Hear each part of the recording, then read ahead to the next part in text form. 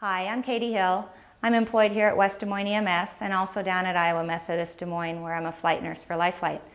Today we're developing a podcast to demonstrate the approved methods for securing an IV. We have two main objectives. Firstly, we want to demonstrate how to maintain sterility at the insertion site. And secondly, we want to show different techniques for stabilizing the IV catheter.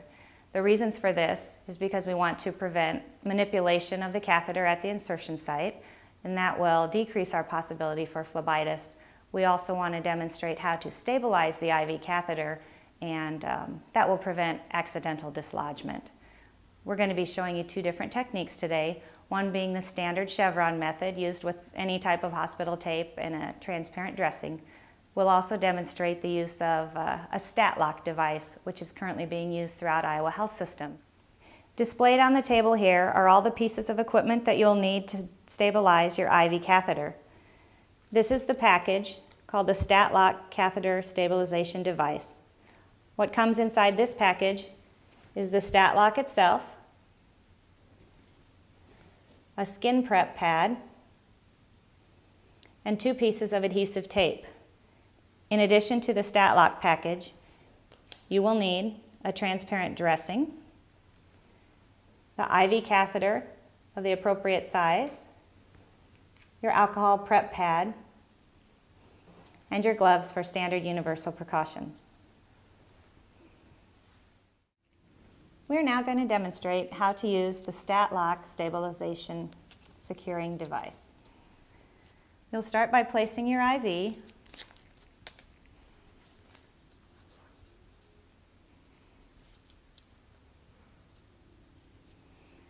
The thing to remember about using the stat lock device is the type of catheter that must be used must have the little finger push knob on the top. This is because the stat lock device snaps over the top of the little lever. So after placing the device in your patient's vein,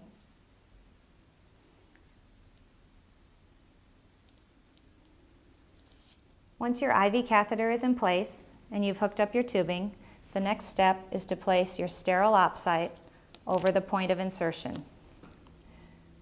Please remember to leave the finger push tab exposed. This will help lock your stat lock device onto the catheter.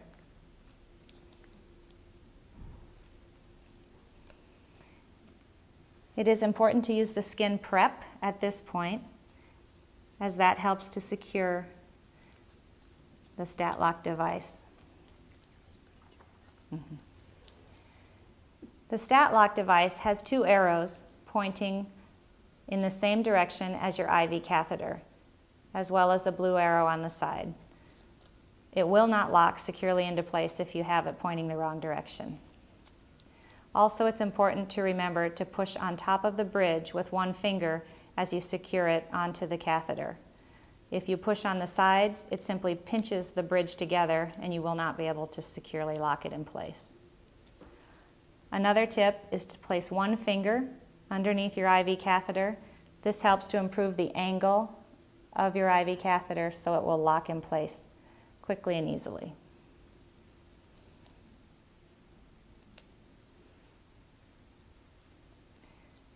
Removing the plastic tabs on the back of the stat lock device is very similar to placing a Band-Aid on a patient.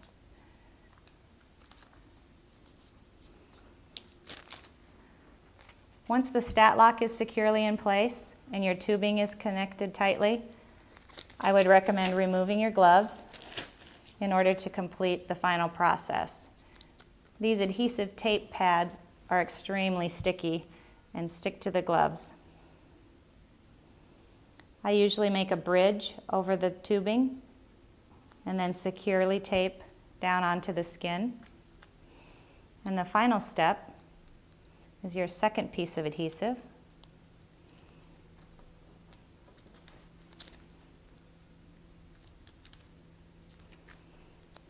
Which you can make a loop with your IV tubing and tape across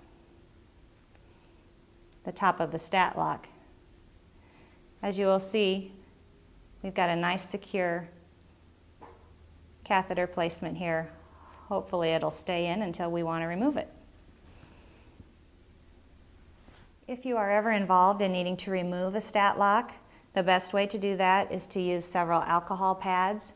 The adhesive that's on the stat lock is silicone-based adhesive, and alcohol will dissolve the silicone. So simply start by using some alcohol pads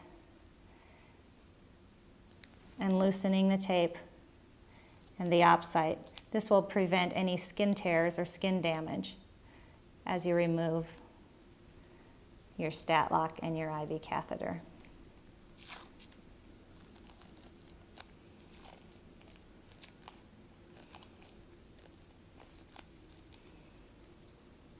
We're going to briefly demonstrate how to use the standard tape chevron method.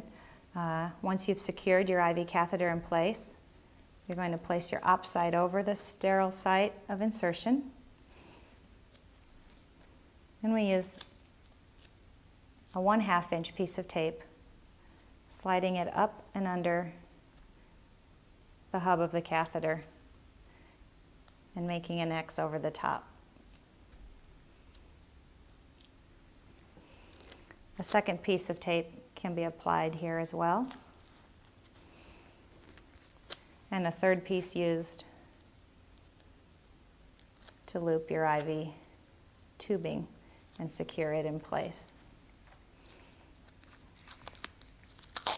If you think the end of the tubing may get caught up on something, such as the patient's bed sheets or clothing, you may want to add an additional piece of tape for further security of your tubing.